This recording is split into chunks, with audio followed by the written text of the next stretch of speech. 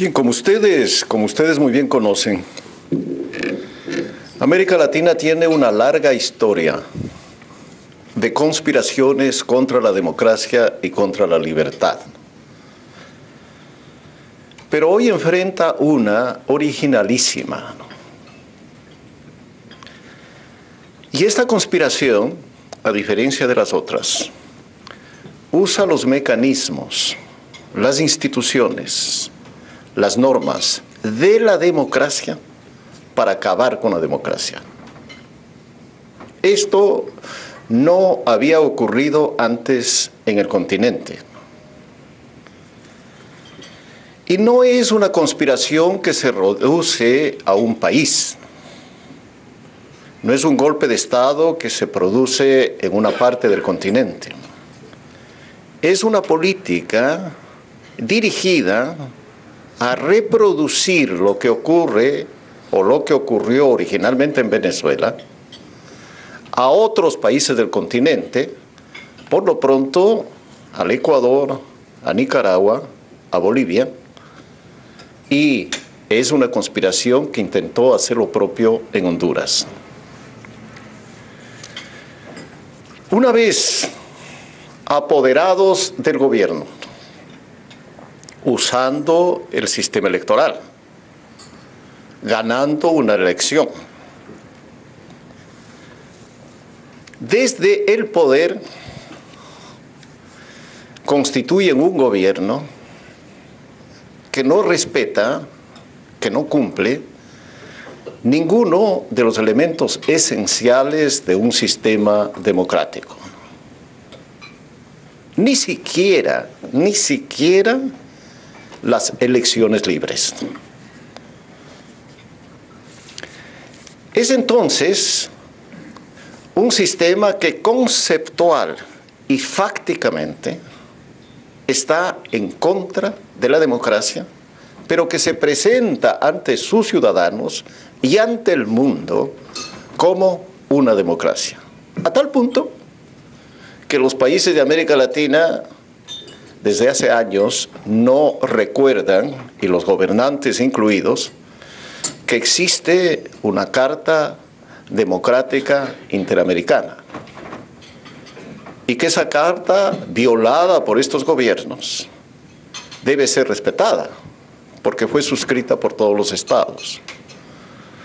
Y los países, y los gobernantes, y los ministros de Relaciones Exteriores, y los presidentes, a la hora en que concurren a una reunión continental, prefieren mirar a otro lado, igual que la Organización de Estados Americanos. En la reciente reunión de Cartagena, el único que hizo una referencia a esa carta fue el presidente de los Estados Unidos. Estas democracias, les decía, no reúnen ninguno de los elementos que conforman el sistema democrático, como la división del poder, la independencia de la justicia y de los órganos de control, el pleno ejercicio de las libertades y derechos, el imperio de la Constitución y de las leyes, la rendición de cuentas y la alternancia política, además del pluralismo.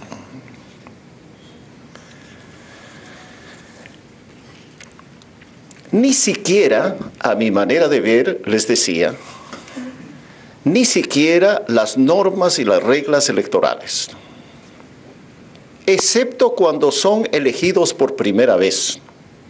En las siguientes, ellas son alteradas.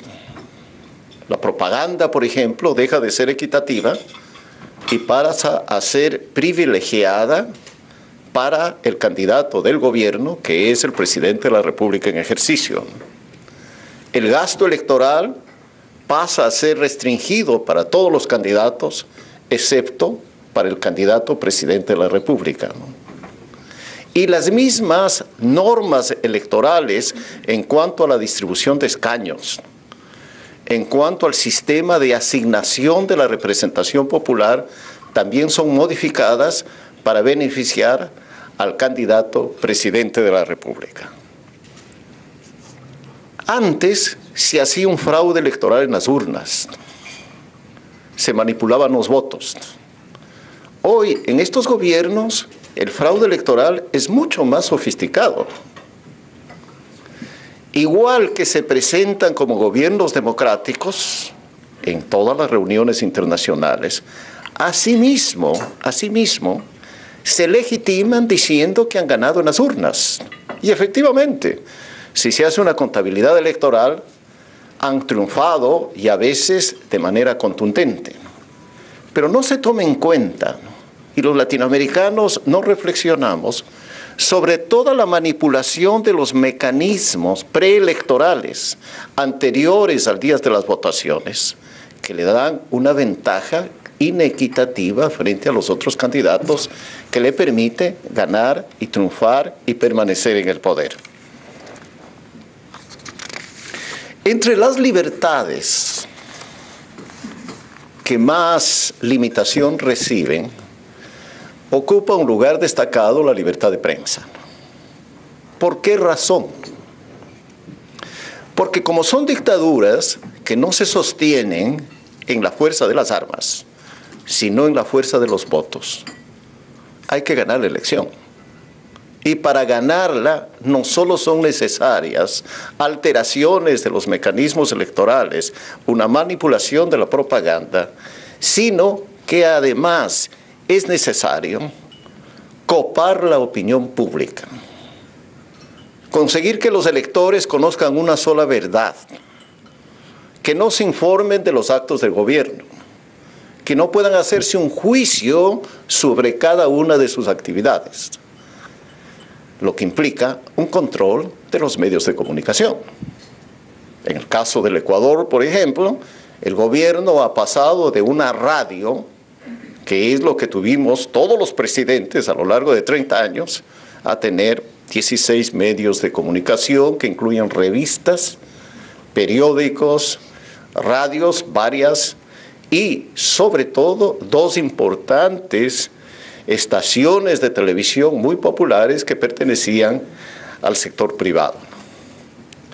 Porque a través de la propaganda, a través de la información, a través de la manipulación de la opinión pública, ellos cuentan con un instrumento más para presentarse a una contienda electoral y obtener un resultado favorable. Estos gobiernos no son gobiernos como todos aquellos que reciben este título, al servicio de todos los habitantes de una sociedad. Gobiernan para una parte de la sociedad. Y cuando ellos dicen que en realidad gobiernan para el pueblo, no es tan cierto, al menos en el caso del Ecuador. Cerca de 200 dirigentes sociales, la mayor parte indígenas, están enjuiciados penalmente por terrorismo. ¿Y cuáles son sus actos de terrorismo? Haber salido a las calles a protestar. Quizá haber incurrido en algún acto de violencia física que siempre suele suceder en estos casos de manifestaciones populares. Por estos motivos, soy de la opinión de que el mayor enemigo de la democracia en el continente es esta organización o esta ideología llamada socialismo del siglo XXI, que ofrece una democracia distinta, una democracia diferente, una democracia participativa, en la que el único que participa en la realidad es el presidente de la República. Ni siquiera su partido político, ni siquiera sus legisladores, ni siquiera sus ministros.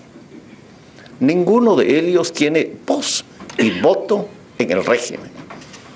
Una sola persona resuelve la política económica, la política social, la política internacional, el contenido de las leyes, interpreta la Constitución, juzga. ¿Por qué? Porque se apodera de la justicia, naturalmente. No hay autoridad de control que pueda examinar las cuentas del gobierno. Es una democracia no participativa. es la democracia de una sola persona al estilo de todas las dictaduras de América Latina, con la única diferencia de que el que ejerce el poder no es un jefe militar ni lleva un uniforme. A este primer enemigo de la democracia latinoamericana, ¿cuáles otros se suman? Populismo, como decía Guillermo. Por dos razones.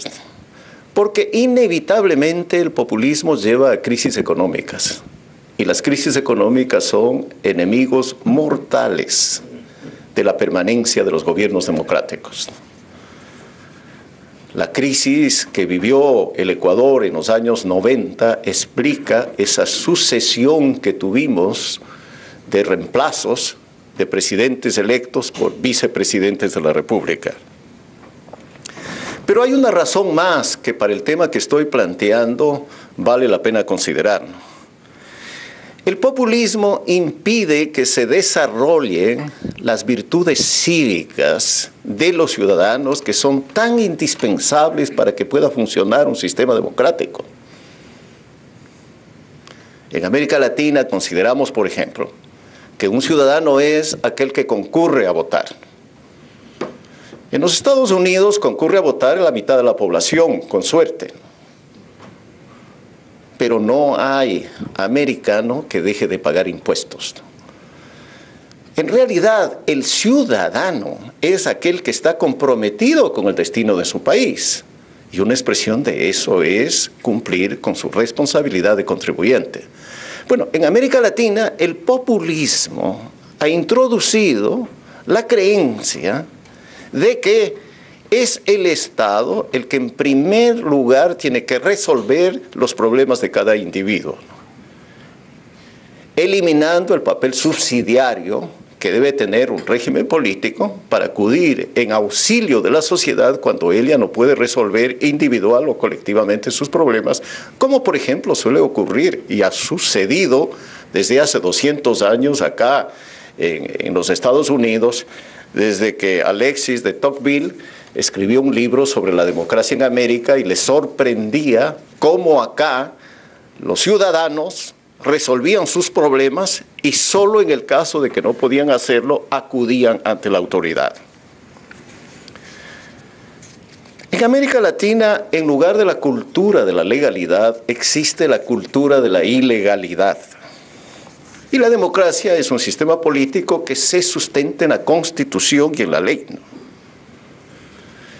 Pero en sociedades en que la ley no está condicionando los actos de las personas, que no está en la vida diaria de los individuos, que no es un elemento de reflexión a la hora de dar un paso económico, un paso político, un paso social, es muy difícil que esa sociedad asimismo exija al gobierno, exija al presidente que cumpla con la Constitución y la ley. ¿Le parece bien? ¿Le parece justificable? ¿Por qué? Porque está haciendo caminos. ¿Por qué? Porque se necesita un gobierno fuerte. Excusas sobran. Esta falta de una exigencia de la ley es otro obstáculo severo, importante, para que en América Latina puedan operar las instituciones democráticas.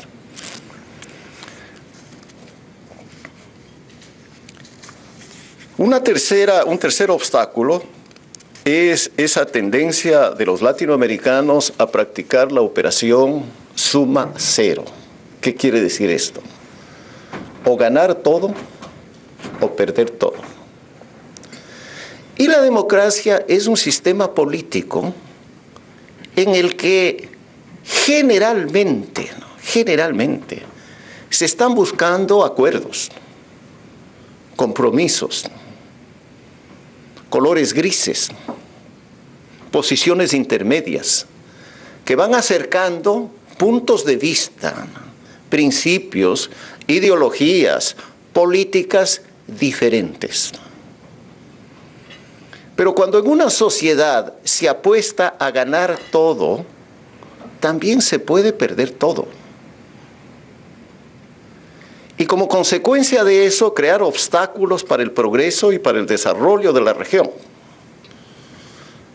la cultura de América Latina no es una que favorezca el diálogo, el compromiso y todos los otros elementos de un sistema político en el que no existen verdades absolutas, sino la búsqueda comunitaria de caminos para tratar de llevar adelante un proyecto nacional. Hay en América Latina exclusión social, como existen en casi todas las sociedades. Pero América Latina se distingue por ser una de las sociedades en la que las diferencias entre ricos y pobres son mucho más altas que en otros continentes y tienden a empeorar antes que mejorar.